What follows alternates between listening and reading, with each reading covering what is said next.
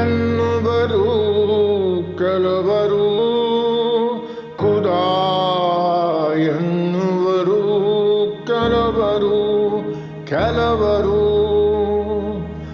ರಾಮ ರಾಮ ರಾಮ ಎನ್ನುವರು ಕೆಲವರು, ಖುದಾ ಎನ್ನುವರು ಕೆಲವರು, ಕೆಲವರು ಸೇವೆಗೈವರು ಗೋಸಾಯಿಗಳು,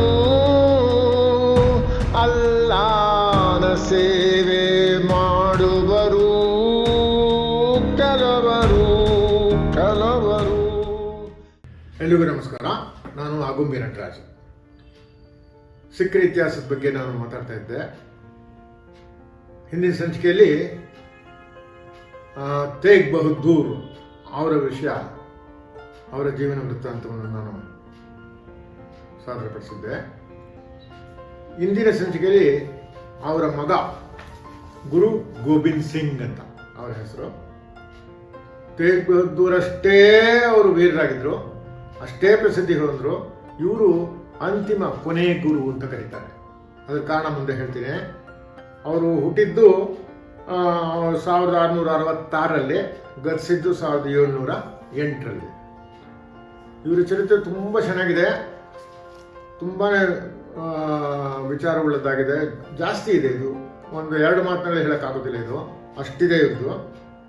ಸೊ ಇವರು ಗುರು ಪದವಿ ಪಟ್ಟ ಸಿಕ್ಕಿದಾಗ ಇವರಿಗೆ ಕೇವಲ 9 ವರ್ಷ ಆಗಿದೆ.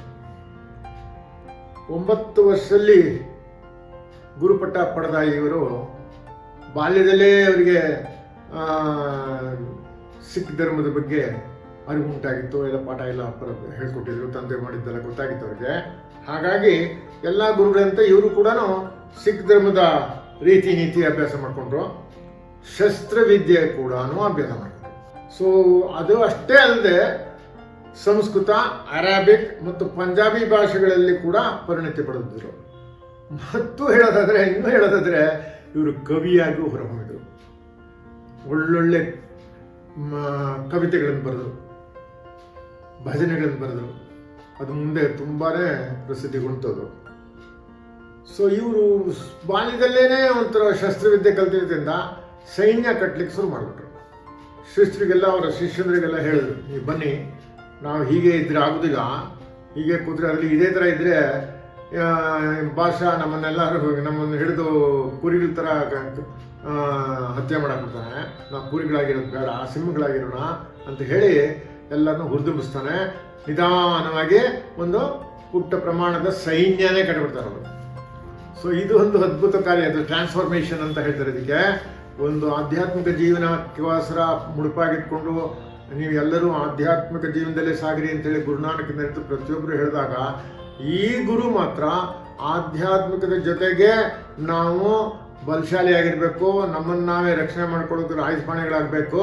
ಸೊ ನೀವೆಲ್ಲ ಆಯುಧಪಾಣಿಗಳಾಗಿ, ನೀವು ಇಲಿಗಳಾಗಿರ್ಬಿಡಿ, ಹುಲಿಗಳಾಗಿರಿ ಅಂತ ಹೇಳ್ಕೊಂಡು ಅವರಿಗೆಲ್ಲ ಆ ಥರ ಉಪದೇಶ ಮಾಡೋಕ್ಕೆ ಶುರು ಮಾಡಿಬಿಡ್ತಾರೆ ಅವರು. ಸೊ ಇದೊಂದು ಟ್ರಾನ್ಸ್ಫಾರ್ಮೇಷನ್ ಆಗುತ್ತೆ. ಒಂದು ಸೆಕ್ಟ್, ಒಂದು ಹಿಂದೂ ಧರ್ಮದ ಒಂದು ಸೆಕ್ಟ್ ಅಂತಲೇ ಹೇಳ್ಬೋದು ಇದು. ಯಾಕಂದರೆ ಹಿಂದೂ ಧರ್ಮ ವೇದ ನಾವು ಪಾಲಿಸೋದಿಲ್ಲ, ಉಪನಿಷತ್ತು ಓದೋದಿಲ್ಲ, ಗೀತೆ ಓದೋದಿಲ್ಲ, ನಾವು ಸಪ್ರೇಟು, ನಾವು ಪ್ರತ್ಯೇಕ ಎಲ್ಲ ಹೇಳ್ಕೊಂಬಂದ್ರು ಕೂಡ ಆ ಅಂತರಂಗವಾಗಿ ಅಥವಾ ಆಂತರಿಕವಾಗಿ ಅಥವಾ ಆ ಹಿಂದೂ ಧರ್ಮದ ಎಲ್ಲ ರೀತಿಯ ನ್ಯಾಯ ಧರ್ಮ ಏನೇನು ಹಿಂದೂ ಧರ್ಮದಲ್ಲಿ ಒಳ್ಳೊಳ್ಳೆ ಇದಿದೆಯೋ, ಆದೇಶಗಳಿದೆಯೋ, ಉಪದೇಶಗಳಿದೆಯೋ, ಯಾವುದೇ ಇದೆಯೋ ಅದನ್ನೆಲ್ಲ ಪಾಲಿಸಿದ್ರು. ಹೆಸರನ್ನೇ ಚೇಂಜ್ ಮಾಡಲಿ, ಗೋವಿಂದ, ದೇವರು ಗೋವಿಂದನ ಹೆಸರನ್ನೇ ಹಾಕಿಟ್ಕೋಬೇಕು. ಹಿಂದೂ ಧರ್ಮ ತ್ಯಜಿಸ್ಬಿಟ್ಟಿದ್ದೀವಿ, ನಾವು ಹಿಂದೂ ಧರ್ಮ ನಾವು ಪಾಲಿಸೋದಿಲ್ಲ ಅಂತ ಹೇಳೋರು ನೋಡಿ ಮಗನಿಗೆ ಗೋವಿಂದ ಅಂತ ಇಟ್ಟರು. ಸೊ ಇದು ಅವರಲ್ಲಿ ತೋರಿಸುತ್ತೆ ಇವತ್ತಿಗೂ ಕೂಡ ಹಿಂದೂ ಧರ್ಮದ ಒಂದು ನೆಲೆಗಟ್ಟು. ಆ ಹಿಂದೂ ಧರ್ಮ ಅದಕ್ಕೋಸ್ಕರನೇ ಸನಾತನ ಅಂತ ಕರೀತಾರೆ. ಈಗಾಗಲೇ ಅದ್ರ ಬಗ್ಗೆ ಒಂದು ವಿಚಾರ ನಡೀತಿದೆ. ಏನಾದರೂ ಆಗಬೇಕೆಂಬ ಹೆಬ್ಬೆಗೆ ಹೊತ್ತ ಮೀನ ಹೊತ್ತು ಸುತ್ತಾಡಿ ಬಳಲಿ ಬಿದ್ದ, ಅಡಿಯಾಳಾಗಿ ದುಡಿದು ಹಣ ಕದ್ದ, ಅಡಿಗಡಿಗೆ ಸರಮನೆ ಸೇರಿ ಸರ್ಕಾರದ ಮುದ್ದೆ ಮೆತ್ತ. ಏನಾದರೂ ಆಗಬೇಕೆಂಬ ಆಗಬೇಕೆಂಬ ಹೆಬ್ಬಯಕೆ ಹೊದ್ದ ಏನಾದರೂ ಆಗಬೇಕೆಂಬ ಹೆಬ್ಬಯಕೆ ಹೊದ್ದ ಬಿಡುಗಡೆಯಾಗಿ ಪಡೆಯಲಿಲ್ಲ ಸುಖ ನಿದ್ದೆ ಬಿಡುಗಡೆಯಾಗಿ ಪಡೆಯಲಿಲ್ಲ ಸುಖ ನಿದ್ದೆ ರಾಜಕಾರಣ ನೀತಿಗೆಟ್ಟ ಗಾಯಕ ಬಿಡುವಿಲ್ಲದ ರಾಜಕಾರಣ ರಾಜಕಾರಣ ನೀತಿಗೆಟ್ಟ ಕಾಯಕ ಬಿಡುವಿಲ್ಲದ ರಾಜಕಾರಣ ಗಾದನಿಜ ಮಾಡಲಿಲ್ಲ ಕಾಲಹರಣ ನುಗ್ಗಿ ರಾಜ ರೋಷದಿಂದ ಮಾಡಿದ ನಾನಾ ಹಗರಣ ನುಗ್ಗಿ ರಾಜ ರೋಷದಿಂದ ಮಾಡಿದ ನಾನಾ ಹಗರಣ ಏನಾದರೂ ಆಗಬೇಕೆಂಬ ಹೆಬ್ಬಯಕೆ ಹೊದ್ದ ಏನಾದರೂ ಆಗಬೇಕೆಂಬ ಹೆಬ್ಬಯಕೆ ಹೊದ್ದ ಹೆಬ್ಬಯಕೆ ಹೊದ್ದ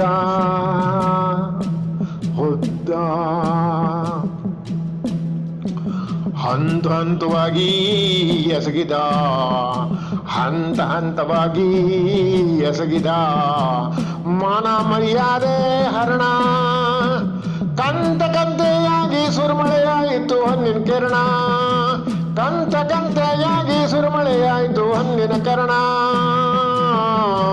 ಏನಾದರೂ ಆಗಬೇಕೆಂಬ ಹೆಬ್ಬಯಕೆ ಹೊದ್ದ ಮೇನ ಹೊತ್ತು ಸುತ್ತಾಡಿ ಬಳಲಿ ಬಿದ್ದ ಶತಮಾನಗಳ ಗುಲಾಮಗಿರಿಯ ಅಭ್ಯಾಸ ಶತಮಾನಗಳ ಗುಲಾಮಗಿರಿಯ ಅಭ್ಯಾಸ ಗತಕಾಲಗಳ ಅನುಭವದ ಹವ್ಯಾಸ ಶತಮಾನಗಳ ಗುಲಾಮಗಿರಿಯ ಅಭ್ಯಾಸ ಗತಕಾಲಗಳ ಅನುಭವದ ಹವ್ಯಾಸ ಪಾಪದ ಕುರಿಗಳ ಹುಟ್ಟು ತಾಪದ ಗುಲಾಮಗಿರಿ ಪಡೆಯುವ ಪಟ್ಟು ಪಾಪದ ಕುರಿಗಳ ಹುಟ್ಟು ತಾಪದ ಗುಲಾಮಗಿರಿ ಪಡೆಯುವ ಪಟ್ಟು ಏನಾದರೂ ಆಗಬೇಕೆಂಬ ಹೆಬ್ಬಯಕೆ ಹೊದ್ದ ಏನಾದರೂ ಆಗಬೇಕೆಂಬ ಹೆಬ್ಬಯಕೆ ಹೊದ್ದ ಮೇನ ಹೊತ್ತು ಸುತ್ತಾಡಿ ಬಳಲಿ ಬಿದ್ದ ಸೈತಾನ ತೋಳನಿಗೆ ಅರಿತ ಸಂಗತಿ ಸೈತಾನ ತೋಳನಿಗೆ ಅರಿತ ಸಂಗತಿ ಗುಲಾಮ ದೇಶದ ಕುರಿಗಳನ್ನು ಕಬಳಿಸಿದ ಸೈತಾನ ತೋಳನಿಗೆ ಸೈತಾನ ತೋಳ ಅರಿತ ಸಂಗತಿ ಗುಲಾಮ ದೇಶದ ಕುರಿಗಳನ್ನು ಕಬಳಿಸಿದ ಪರದೇಶಿ ಸೈತಾನ ತೋಳ ನರಿಗಳನ್ನು ಪರದೇಶಿ ಸೈತಾನ ತೋಳ ನರಿಗಳನ್ನು ಕರೆಯಲಿಲ್ಲ ಕಾಣಲಿಲ್ಲ ಬೇಡಲಿಲ್ಲ ಮೇನಾದರೂ ಆಗಬೇಕೆಂಬ ಏನಾದರೂ ಆಗಬೇಕೆಂಬ ಹೆಬ್ಬಯಕೆ ಹೊದ್ದ ಮೇನ ಹೊತ್ತು ಸುತ್ತಾಡಿ ಬಳಲಿ ಬಿದ್ದ ಸ್ವದೇಶಿ ರಕ್ತ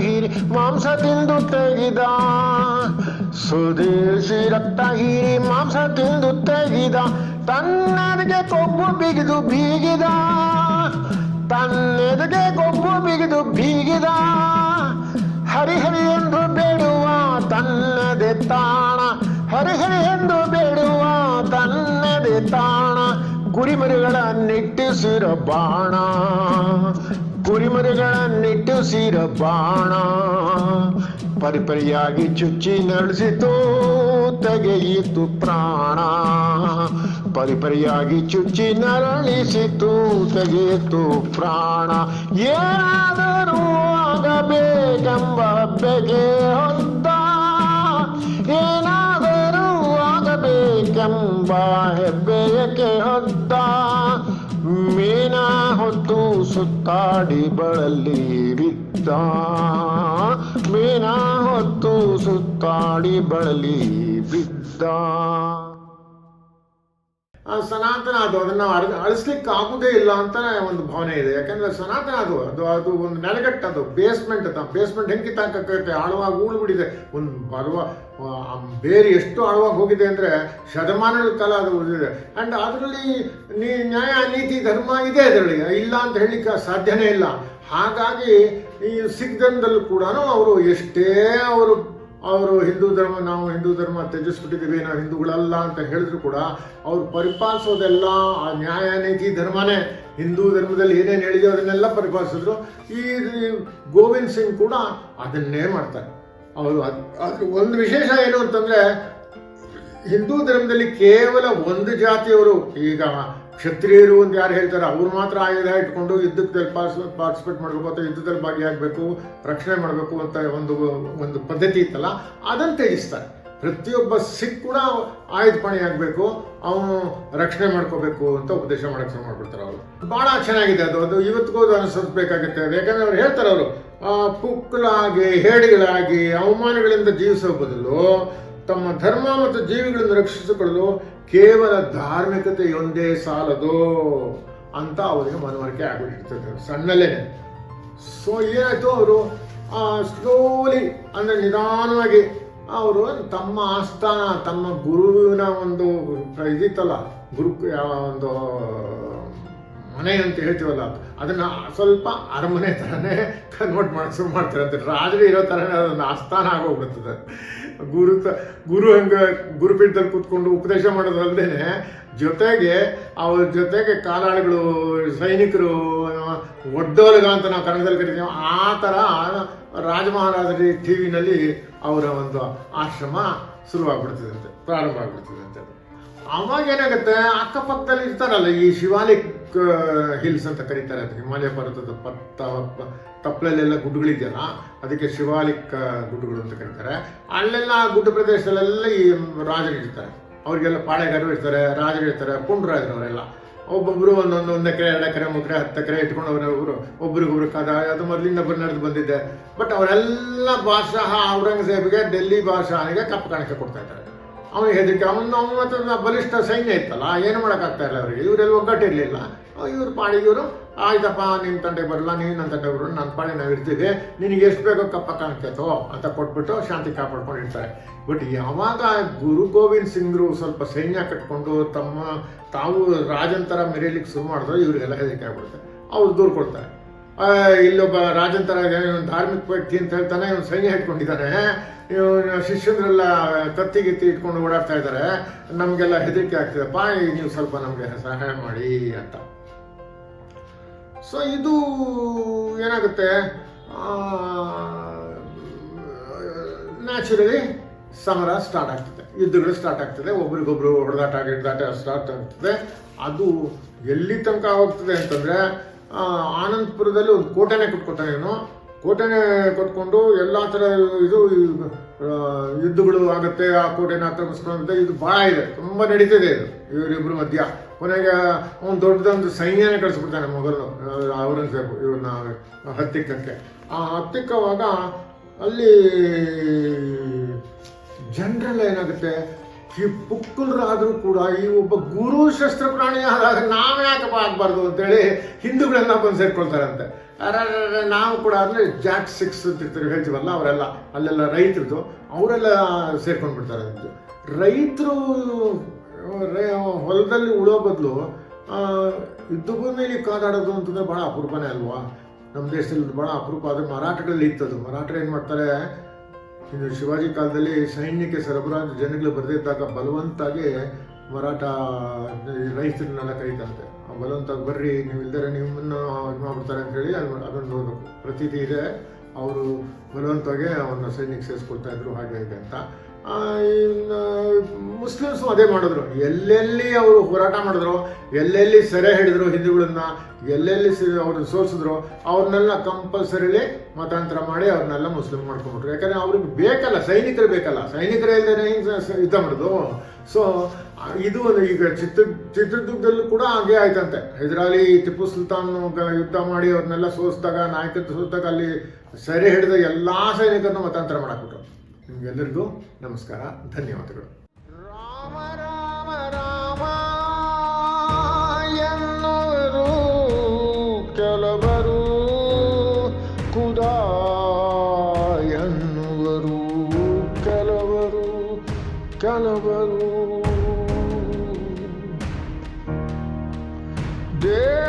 ದೇವಲೋಕ ಅಪೇಕ್ಷಿಸುವರು ಕೆಲವರು, ಸ್ವರ್ಗ ಲೋಕ ಅಪೇಕ್ಷಿಸುವರು ಇತರರು. ದೇವಲೋಕ ಅಪೇಕ್ಷಿಸುವರು ಕೆಲವರು, ಸ್ವರ್ಗ ಲೋಕ ಅಪೇಕ್ಷಿಸುವರು ಇತರರು. ರಾಮ ರಾಮ ರಾಮ ಎನ್ನುವರು ಕೆಲವರು, ಖುದಾ ಎನ್ನುವರು ಕೆಲವರು.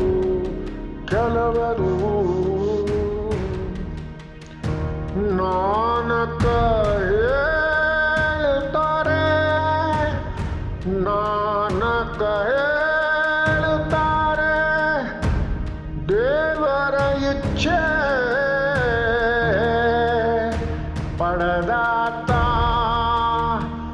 ಅರಿಯುವನು ದೇವರ ರಹಸ್ಯವನು. ರಾಮ ರಾಮ ರಾಮ